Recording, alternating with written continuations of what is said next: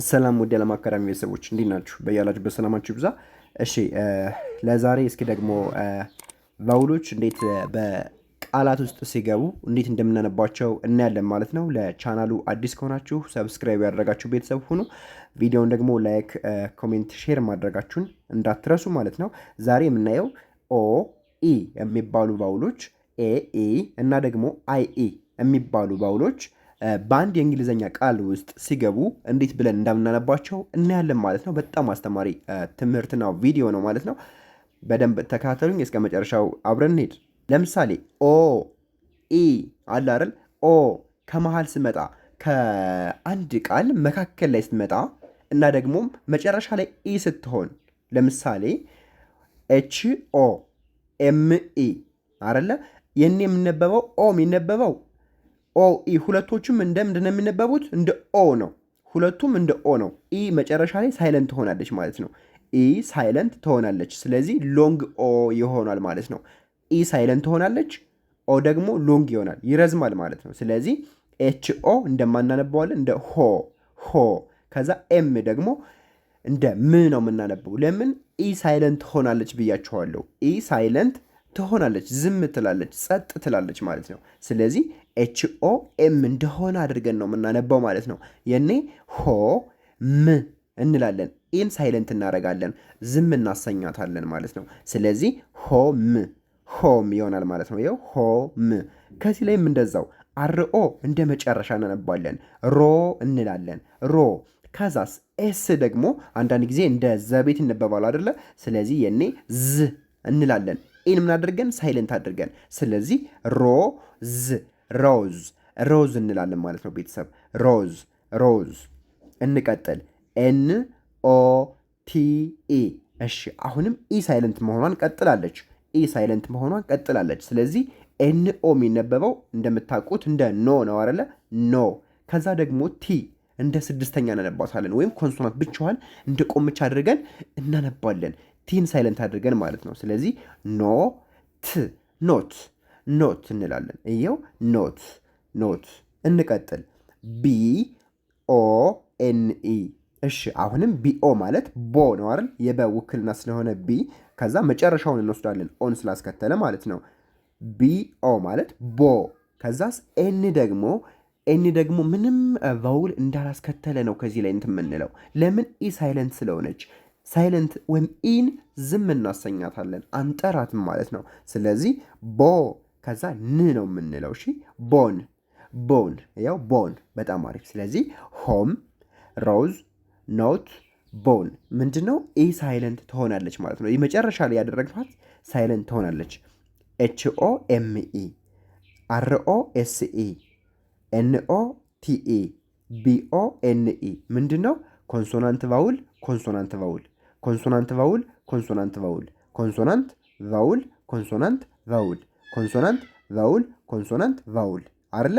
ስለዚህ ኮንሶናንት ቫውል ሆኖ ኦና ኢ ከሆኑ ልክ እንደ ኦ እናነብና ኢን ሳይለንት እናረጋታለን ቤተሰብ፣ ሳይለንት እናረጋታለን። ስለዚህ ሆም ሮዝ ኖት ቦን አልን ማለት ነው። እሺ አሁንም እንቀጥል። አሁን ደግሞ ኤ ኢ ሲመጡስ እንዴት እናነባለን? ኤ ኢ ሲመጡ ወይም ከአንድ ቃል ውስጥ ኤ ከመካከል ላይ ኢ ደግሞ መጨረሻ ላይ ስትመጣ እንዴት ብለን እናነባለን? ለምሳሌ ሲ ኤ ኬ ኢ አለ። ስለዚህ ኤ ኢ ከመጣ ኢ ሳይለንት ሆና እንደተለመደው ኤ ሎንግ ትሆናለች፣ ረዘም እናረጋታለን ማለት ነው። ስለዚህ ሲ አንዳንድ ጊዜ እንደ ሲ ቤት እንደ ራሷ፣ አንዳንድ ጊዜ ደግሞ እንደ ከቤት እንደምትነበብ ታውቃላችሁ።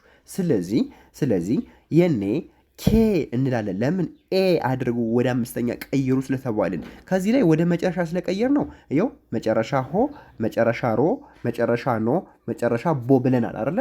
አሁን ደግሞ ወደ አምስተኛ ነው የሚቀየረው። ወደ አምስተኛ የሚያስከትላት ፊደል ኤን የሚያስከትላት ፊደል ወደ አምስተኛ ትቀየራለች ማለት ነው። ለምሳሌ ኤን ያስከተለ ከዚህ ጋር ማን ነው? ሲ አይደለ? ስለዚህ የኔ ኬ እናነባለን። ኬ ከዛስ ክ ለምን? ኢ ሳይለንትን አድርጓት ስለተባልን፣ ኢ ሳይለንት ትሆናለች ስለተባልን። ስለዚህ ኬክ።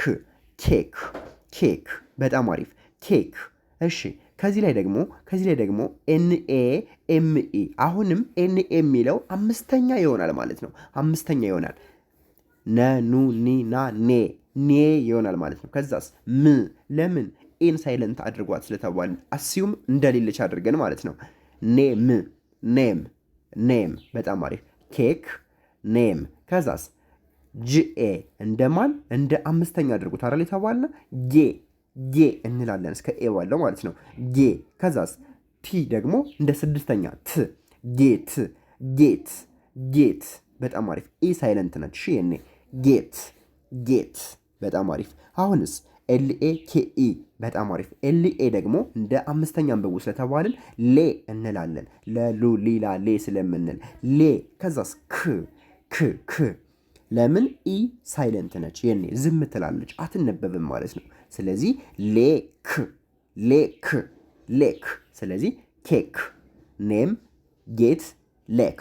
ለምን አሁን ከዚህ ጋር አምስተኛ አድርጉ ተብለናል አይደለ? ያው አምስተኛ ኬ፣ አምስተኛ ኔ፣ አምስተኛ ጌ፣ አምስተኛ ሌ።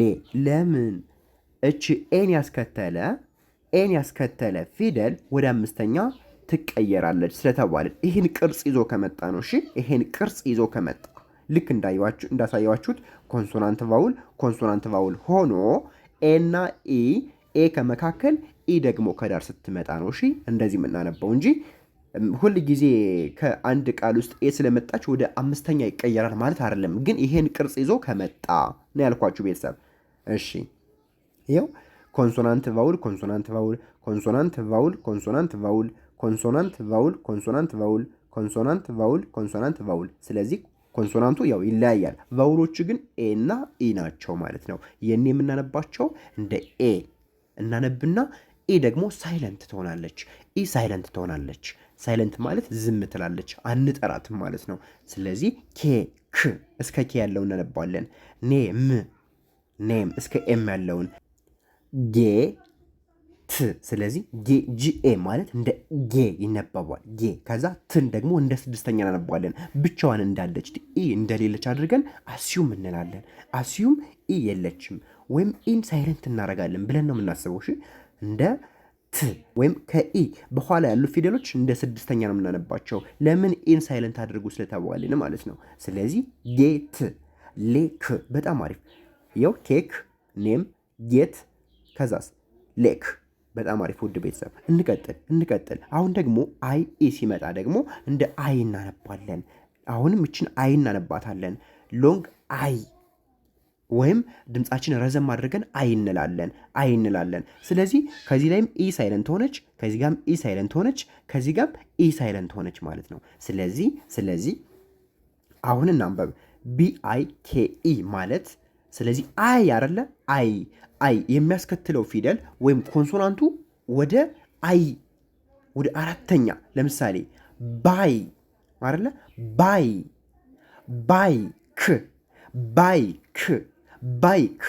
ባይክ ኢ ሳይለንት ነች። እሺ ራይስ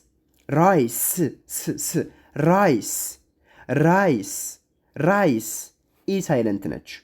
ለምን? ከዚህ ጋር አይ ብላችሁ አንብቡ ስለተባልን አይ አድርጉ ስለተባልን ስለዚህ ባይክ ራይስ ናይን።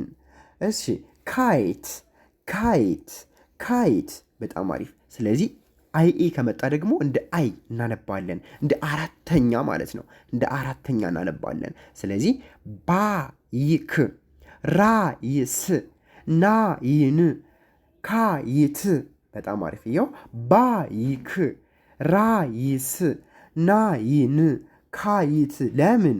ከአንድ የእንግሊዝኛ ቃል ውስጥ እች አይ እና ኢ በአንድ ቃል ከመጡ እና ደግሞ ኮንሶናንት ቫውል ከሆነ ይህን ቅርጽ ይዞ ከመጣ ነው። እሺ ቤተሰብ፣ ምናልባት ቅርጹን ከለየ ወደ ሌላ አነባብ ይቀየራል። ቅርጹ ግን በዚህ መልኩ ከሆነ የምናነባው ልክ በዚህ መልኩ ነው ማለት ነው ውድ ቤተሰብ። እሺ አንዴ ከመጀመሪያው እስከ መጨረሻው ላንብብላችሁና የዕለቱ ትምህርታችን እንጨርሳለን። ስለዚህ ይህ የሚሆነው ሆም ኢ ሳይለንት ስለሆነች፣ ሮዝ ኢ ሳይለንት ስለሆነች፣ ኖት እንዳልኳችሁ ሳይለንት ነች፣ ቦን ሳይለንት ነች፣ ያው ኬክ ሳይለንት ነች፣ ኔም ሳይለንት ነች። ጌት ሳይለንት ነች። ሌክ ሳይለንት። ባይክ፣ ራይስ፣ ናይን፣ ካይት። በጣም አሪፍ። ስለዚህ ኢ ሳይለንት የምትሆንበትን አጋጣሚ አሳየዋችሁ ማለት ነው። አብዛኛውን ልክ እንደዚህ ሁለት ቫውል በአንድ ቀን ሲመጣ የሚከብዳችሁ ተማሪዎች ወይም ጀማሪ ተማሪዎች ስላላችሁ ይህ ቪዲዮ በጣም ለእናንተ ቤዝ ነው ማለት ነው። ስለዚህ የደጋገማችሁ በደንብ ተረዱት። በደንብ አሪፍ ትምህርት ነው ማለት ነው። ለቻናሉ አዲስ ከሆናችሁ ሰብስክራይብ አድርጉ። የእናንተ ላይክ ማድረግ ደግሞ ለአልጎሪዝሙ አሪፍ ስለሆነ ላይክ ማድረጋችሁ እንዳትረሱ። እንዲሰራላችሁ ደግሞ የምትፈልጉትን ኮሜንት ሳጥን ላይ ያስቀምጡልኝ። መማር ለሚፈልጉ ልጆችና ማወቅ ማንበብ ለሚፈልጉ ልጆች ሼር አድርጉላቸው። በውስጥ መስመር ደግሞ መማር የምትፈልጉ ታች ላይ ባስቀመጥኩላችሁ ስልክ ቁጥር ደውሉልን። ባላችሁበት ቦታ ሆናችሁ በኦንላይን እንግሊዝኛና አማርኛን ከመጀመሪያው ጀምራችሁ መማር ትችላላችሁ።